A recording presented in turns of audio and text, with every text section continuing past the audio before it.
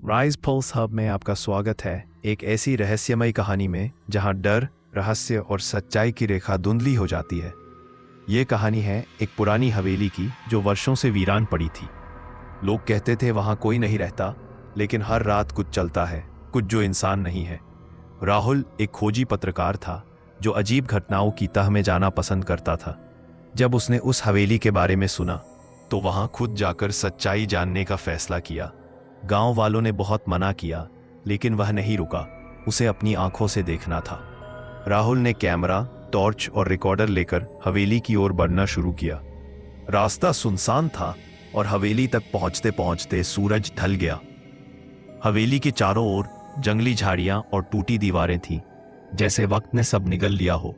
उसकी धड़कनें तेज हो रही थी। हवेली के अंदर घुसते ही उसे एक अजीब सी ठंडक महसूस हुई, जैसे कोई अदृश्य परछाई उसके साथ चल रही हो। लकड़ी की जमीन चिरचिरा रही थी और दीवारों पर सड़े हुए पेंट की गंध महसूस हो रही थी। लेकिन राहुल ने रिकॉर्डिंग चालू रखी। अचानक एक दरवाजा अपने आप खुल गया, बिना हवा के, बिना किसी इंसानी स्पर्श के। राहुल थोड़ा डर गया, लेकिन उसने खुद को संभाला। अंदर एक कमरा था जिसके बीचों बीच एक पुरानी झूला कुर्सी हिल रही थी, मानो कोई अभी अभी वहां से उठा हो। झूले के पास एक पुराना टेप रिकॉर्डर रखा था। राहुल ने उसे उठाया और जैसे ही प्ले बटन दबाया, उसमें से एक धीमी और फुसफुसाती आवाज आई, तुम भी वहीं जाओगे जहां बाकी सब गए। वह आवाज रोंगटे खड़े कर देने वाली थी, इंसानी नहीं लग रही थी। राहुल की घड़ी रुक चुकी थी, मोबाइल नेटवर्क चला गया था और घड़ी की सुइयां उल्टा घूमने लगी थीं, जैसे समय खुद पीछे जाने लगा हो। हवेली अब एक समय के पिंजरे में बदल चुकी थी, जहां हर मिनट डर और दर्द का नया चेहरा दिखाता था। एक कमरे में उसे एक पुरानी डायरी मिली, जिसमें लिखा था, मैं श्रेया हूं, इस हवेली की आखिरी जीवित आत्मा।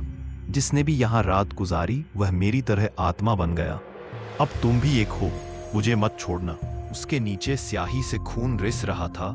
राहुल का शरीर अब हल्का हो रहा था, जैसे वह इंसान नहीं, धुआं बन रहा हो। उसने आईने में खुद को देखा। उसकी आंखें काली हो चुकी थीं और उसकी परछाई गायब थी।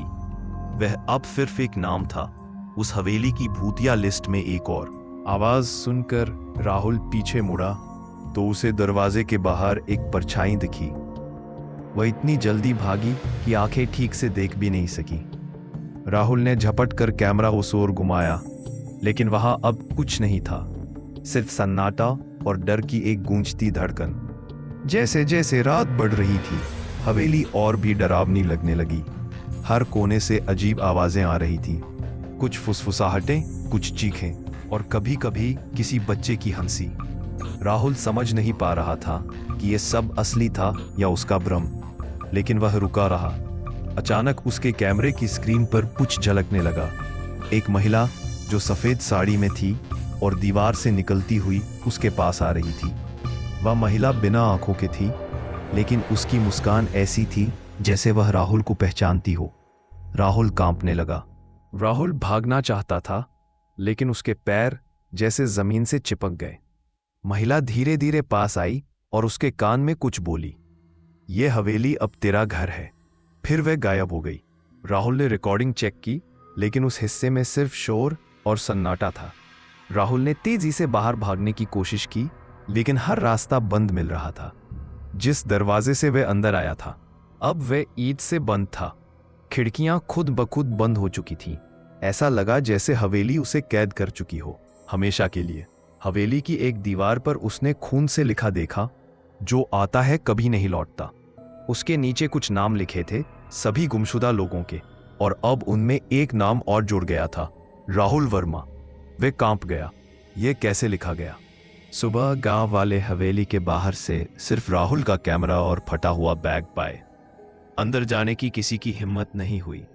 उन्होंने कैमरा देखा, पर उसमें कुछ भी रिकॉर्ड नहीं था। सिर्फ एक आवाज, मैं यहीं हूं, मुझे मत भूलना। सब डरकर लौट आए।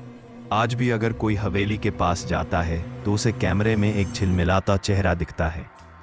कुछ लोग कहते हैं वो राहुल है, कुछ कहते हैं वो श्रेया है, लेकिन सब मानते हैं हवेली अब खुद एक जिंदा आत्मा बन चुकी है जो निगलती है। रात के समय हवेली की खिड़कियां खुद ब खुद खुलती है और उनमें से चीखें आती हैं। कई बार एक साथ हजारों आवाजें गूंजती हैं, जैसे सब कुछ दोहराया जा रहा हो। वक्त, दर्द और आत्माएं सब उस हवेली में फंसे हैं जहां से कोई भी बाहर नहीं आया। कई टीवी चैनल और गोस्ट हंटर्स ने उस हवेली पर डॉक्यूमेंट्री बनाने की कोशिश की, लेकिन कोई भी टीम 30 मिनट से ज्यादा अंदर नहीं टिक पाई।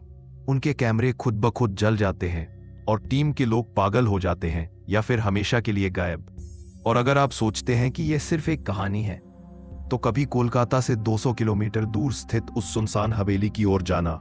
लेकिन याद रखिए, वहां जाने के बाद वापसी सिर्फ एक शब्द रह जाता है, राइस पल्स हब, जहां हर डर सच्चाई बन जाता है।